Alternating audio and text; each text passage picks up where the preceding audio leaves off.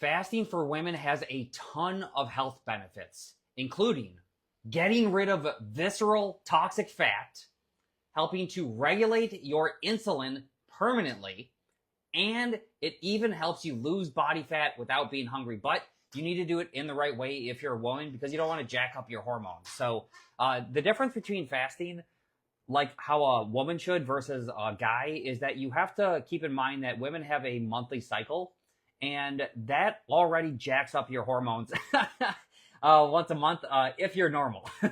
You might have like PCOS, or you might be in menopause or something, and then it's just messed up all the time.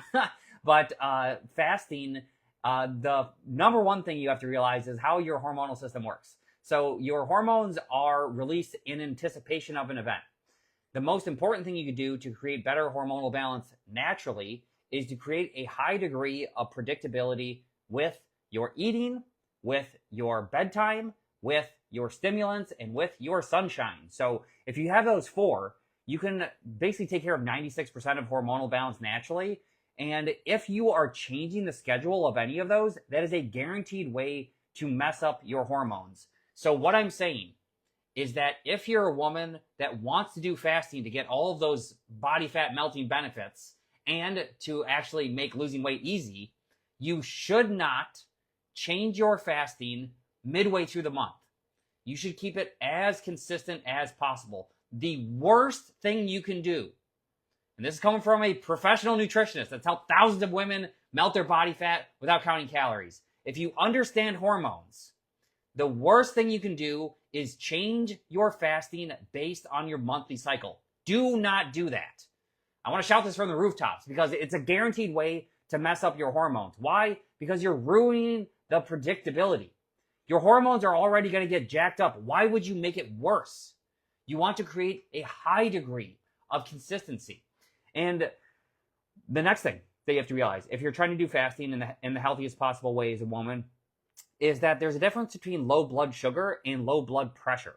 And a lot of women will get this confused because you will have very similar symptoms. So if you don't eat, what do you feel like? You feel like lightheaded, kind of woozy, kind of like, oh my gosh, I feel like I need to eat something. But what happens if you have low blood sugar? You get lightheaded, you feel like, oh my gosh, you need to eat something. You're shaky and sweaty too. Very similar to low blood pressure, huh? Except you don't have the shakiness and the sweatiness. If you have low blood pressure, that is typically from not having enough electrolytes inside of your diet. That's why it's so important that you keep that consistent. Remember, we're talking about hormonal balance. If you normally have X amount of sodium, potassium, chloride, and magnesium in your diet, and then you don't, then what will happen is you have a different amount of blood volume. Your blood is what transports oxygen. If you are not transporting oxygen, then you are going to feel lightheaded. Imagine like you are like climbing a hill, you get super high up, and all of a sudden there's no air up there, you get very lightheaded. And you'll notice it's happening because when you don't eat, you stand up and you get lightheaded all of a sudden.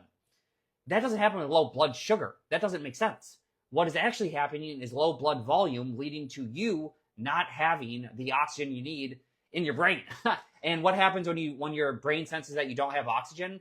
It is going to help your body actually bring that blood to your brain. And what does it do? It makes you black out. So like you stand up too quick. Like if you just go, whoop, you stand up and then you go, oh my gosh, and you feel like you need to sit down and everything's going black. That doesn't happen because of low blood sugar. That happens from low blood pressure, because if you had enough blood going to your brain, then your body would not try to get you to pass out and then make you horizontal to make sure that blood goes to your brain again. Because if you don't have blood in your brain, you die. So you need oxygen.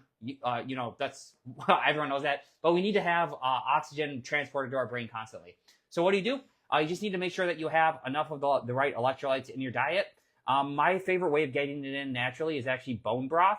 You can make this yourself. You can get one that is a no sugar added version of it. It's freaking delicious. Doesn't break the fast. You get all the fasting benefits that'll help you melt the body fat in the easiest possible way. You can go nuts with it.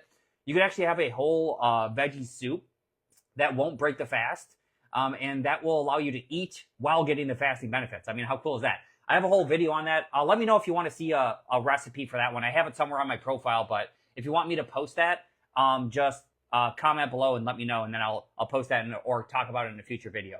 But the key is that you want to fast in a way where, one, you don't break the fast, but two, you get enough salt while you're doing it.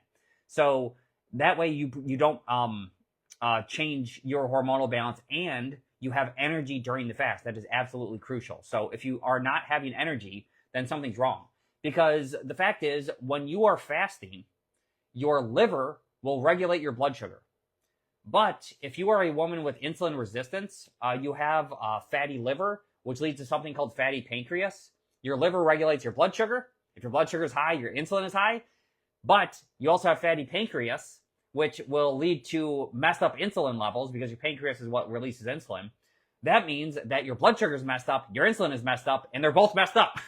And they're just like chronically bad. So if you are fasting, though, in the right way, you'll actually rip that fat right off your liver, rip that fat off your pancreas, and fix that issue at the source. I mean, that's like the coolest way of doing it. And if you are fasting the right way, you're not going to be hungry. So first, don't change your fasting schedule based on your monthly cycle, or that is a guaranteed way to mess up your hormonal balance. Two, you want to make sure that you have salt while you're fasting if you are going to be doing this. And fasting is not for everyone. Like maybe 25% of my clients will do fasting. It's not a mainstay by any stretch of the imagination. It's just really effective for women with insulin resistance. It's not for everyone, though. You will know, like I generally recommend it as a good strategy if you wake up and you're not hungry. Because then you can basically bake that in right away, and it's really, really easy to have that. And if you've seen my previous post before, you know that the easy way to lose weight is the only way you should lose weight. So if it's easy for you to lose the body fat, if it's easy for you to skip a meal, like skipping breakfast, that makes it really easy to do the fasting. And if it's easy, you can maintain it. That way, when you lose the weight, it's not hard to maintain the weight loss, because it was easy to lose it. It's easy to maintain the weight loss. So then the third thing that you want to make sure that you do is you have a nutrient-dense meal as your very last thing before the fast. The exact timing on your fast depends on like you and your goals and everything. So I'm not going to get into specifics of that because this video would be too long. But the key is to have consistency with whatever you want to pick. So if you want to do 16 and 8, you want to do 1 meal a day. You want to do 2 meals a day with a 4-hour window, which is like the normal one where it'd be 16 and 8. Or if you just want to put the meals closer together, it's totally fine. Or if you want to fast up into a point but have the veggie soup, that way you can just eat and you won't be hungry and you don't break the fast, and it gives you the sodium that you need. And the sodium, potassium, magnesium, and chloride. So sodium and chloride are like the strongest electrolyte. That's like table salt. But you also need magnesium and potassium to make sure that your salt levels are good. But that being said, you want to make sure you're highly consistent with it with a nutrient-dense meal right before you fast. You have to make sure you put one of these nutrient-dense foods into your diet, because otherwise you're going to be super hungry. So they've actually done studies on this, and the difference between having something that's closer to nature versus having something that's more highly processed, the difference in your hunger levels is insane. So the difference between having like oatmeal versus eating eggs, night and day difference, because eggs are a nutrient-dense whole food that is going to feed your body and nourish it and make you physically crave eating more nutrient-dense foods like eggs. Whereas if you were to have oatmeal, nobody eats a whole oat plant. But the problem is that it sends your blood sugar on a yo-yo, and it can make it feel really hard to regulate it. You want to have a nutrient-dense food with this last meal, because then your body will get what it needs before the fast, so it doesn't give you cravings.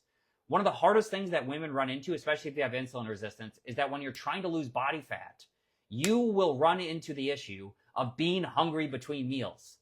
But remember, the easy way to lose weight is the only way you should lose weight. So what should you do when that's happening is you should prevent it in the first place. I actually have a whole list of the top 50 nutrient-dense foods that you could have. I probably have it here. I will put it. I do. Great. There we go. I'll put it on the screen for you. It's called the top 50. I'll show you right there. You can have it for free. You just put one of those foods into the last meal before your fast. It doesn't have to be a lot either. 2 tablespoons is enough. So it could be like an egg. It could be, we've had women that have done like meat off the bone is a really common one. It could be quinoa. It could be, there's a million options. Just pick one of those 50. There's so many of them. The pork belly, you know, like there's 1 million options that you can pick from. You just have a little bit of that with your last meal, so you get rid of the cravings during the fast. It makes it really easy to lose body fat. So pick up those top 50 for free. And if you are interested in joining my full health and life coaching program for women that guarantees results without counting calories or taking supplements, we are taking clients right now. And what you will get is results 100% guaranteed. But if you follow my guidance inside of the program and you don't see results without counting calories or taking supplements, you will get a full refund plus an additional $2,000 cash back on top of the refund if following my guidance doesn't work. Spoiler alert, it works. I've been doing this forever. That's all I work with is women in perimenopause and menopause to help them lose weight. They're similar to my wife. If you're interested in learning a lot more about that and to see if you're a good fit, all you have to do is send me a message saying info, and we can run through some questions. Obviously, you'd need to qualify in order to join, but if you do qualify, it'll be the last program you ever need to join. So that's how you fast. Take up the top 50. Message me info if you're interested in my full coaching program. Hope you all have a great rest of your day. Love you all. Thanks for watching.